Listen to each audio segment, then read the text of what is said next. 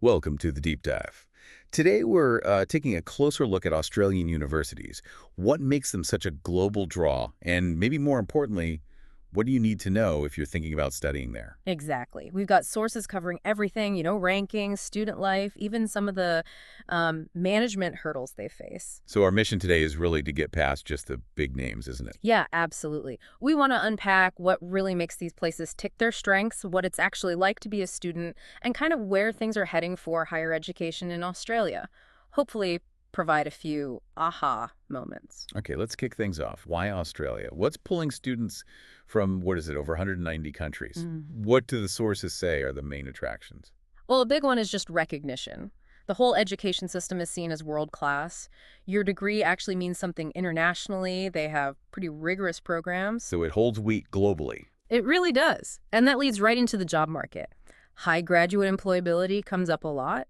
The universities, they have genuinely strong connections with multinational companies, so graduates get a real leg up. Okay, so good education, good job prospects.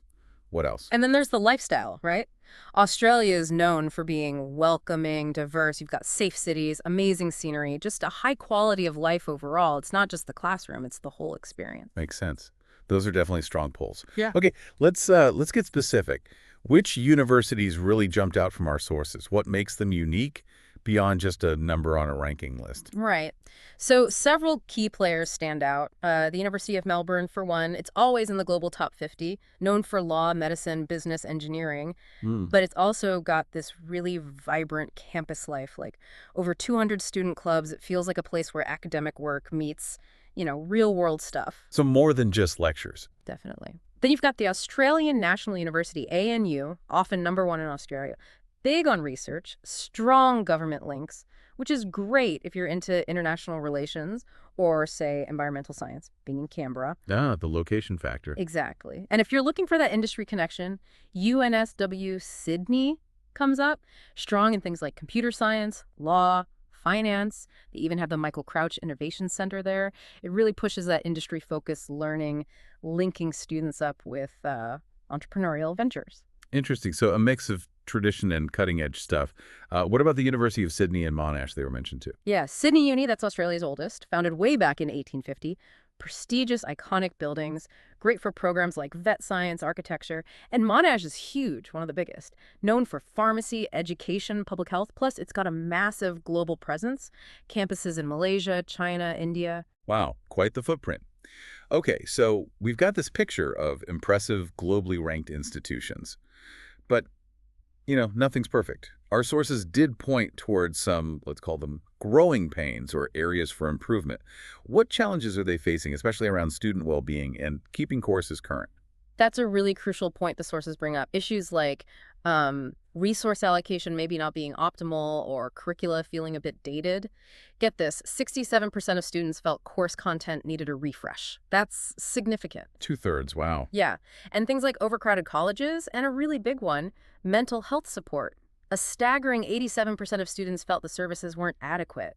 That's something universities are definitely being pushed to address. Well, so how are they adapting? What are the solutions being put in place? Well, they're turning to data, trying to make smarter decisions, updating curricula more often, bringing in ed tech, education technology, things like AI learning platforms. Monash, for example, boosted its ed tech use by 25%. Okay, embracing tech. Right, and creating specific mental health programs, improving services, especially for international students. There was a quote from Dr. Megan Bell at Sydney Uni saying, management in 2025 really needs to focus on that holistic development, balancing academics and mental wellness. That sounds like a necessary shift. Yeah.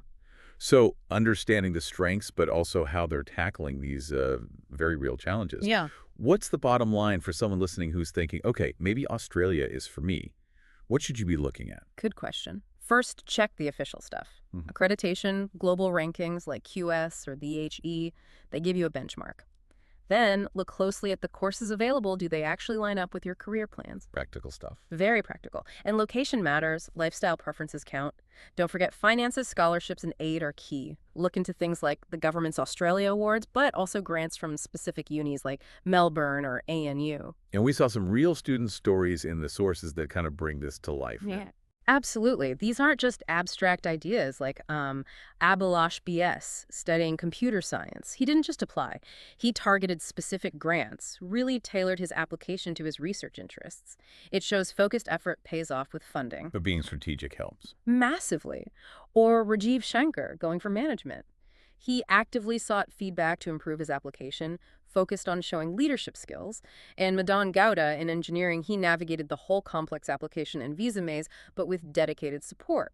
It shows that, yes, it takes effort, but it's definitely doable. Right. So it's clear Australia offers a lot that blend of strong academics, great lifestyle, and importantly, it seems universities are actively working on improving the student experience. They really are. It's an ongoing process. Which leads to maybe a final thought for you to consider.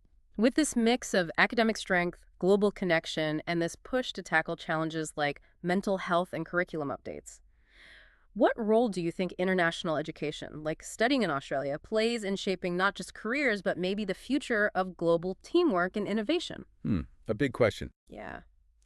And thinking about everything we discussed, if we were to dive deeper again, what specific part of Australian universities would you want to explore next?